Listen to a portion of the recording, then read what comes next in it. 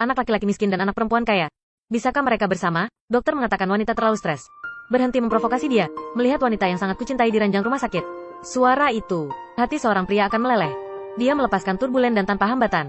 Berjalan ke aula pernikahan dengannya. Ayah juga melihatnya. Keduanya benar-benar jatuh cinta. Pria setelah mendapatkan sertifikat arsitek. Ayah juga membantunya dengan karirnya. Disebut pengusaha kaya, tidak peduli idenya, atau gambar, atau model. Pengusaha kaya puas. Satu demi satu hal baik. Kebahagiaan tidak jauh. Tapi kelupaan wanita itu semakin parah, penghapus di otakku. Berdiri di depan pintu hari ini. Aku lupa kalau ini rumahnya. Sampai Anda memasukkan kunci ke dalam lubang kunci. Dia menghela nafas lega. Dia bingung lagi.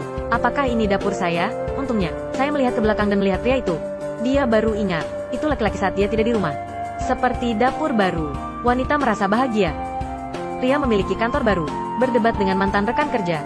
Kirim mereka pergi. Wajah pria itu berubah ketika dia keluar. Yang ada di ujung koridor. Ibu pria, ibu bilang kamu sudah sukses sekarang. Beri aku uang. Ratusan ribu. Pria ini memiliki uang, tapi dia tidak memberikannya. Ibu berteriak. Pria tidak tergerak. Dia membawa wanita itu kembali untuk melihat kakek. Kakek bertanya, apakah kamu melihat ibunya? Wanita baru tahu alasan mengapa pria dulu menolak pernikahan. Itu karena dia ada di orang tuanya. Pernikahan terjelek yang pernah saya lihat, penghapus di otak saya. Dia dilempar ke biara saat masih kecil. Orang tua di depanku yang tidak ada hubungan darah ini mengasuhnya sampai besar, tapi dia pikir itu ibunya. Sumingyu bisa memaafkan Suda Kiang. Apakah ada sesuatu yang kalian berdua tidak bisa berdamai? Pria marah. Katanya aku yang paling menyebalkan dan tidak mengerti apa-apa. Saya menyarankan Anda untuk bermurah hati. Wanita masih menasihati. Pria memecahkan cangkir. Aliran darah. Dia mengatakan hari aku ditinggalkan. Mengapa tidak ada yang menjelaskannya dengan saya? Dia membuka laci rahasia itu. Merobek barang-barang ibu. Ternyata pria itu mengumpulkan uang. Ingin membangun rumah sendiri. Hidup dengan seorang wanita. Setiap kali dia menantikan masa depan. Merasa sangat bahagia. Tapi memikirkan. Melihat wanita yang paling kamu cintai menangis. Pria mengetahuinya. Apa yang paling dia inginkan? Bukankah itu hanya untuk membuatnya bahagia? Jika kamu bisa bahagia. Pria diam. Keesokan harinya, dia pergi menemui ibunya. Dia akhirnya tahu. Ibu saat itu. Dia juga ditipu oleh bajingan ketika dia masih muda dan bodoh.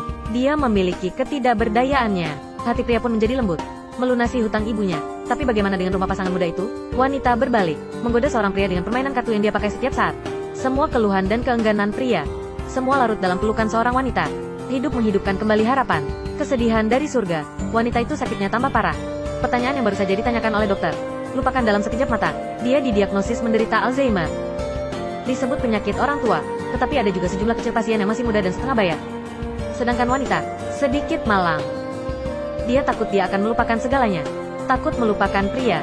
Lebih takut melupakan bahwa mereka pernah cinta. Dia berpura-pura tidak terjadi apa-apa. Pria tidak dikenal. Tapi bagaimana seorang pria tahu? Wanita bersembunyi di kamar mandi menangis sendirian setiap malam. Dia berhenti dari pekerjaannya. Berbohong tentang ingin menjadi ibu rumah tangga. Kolega memuji pria itu karena menemukan istri yang baik. Sampai hari ini, pria membuka kotak makan siang. Di kotak makan siang yang berbeda setiap hari. Nasi putihnya sama persis.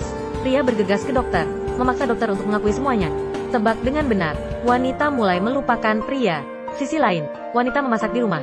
Bel pintu berbunyi.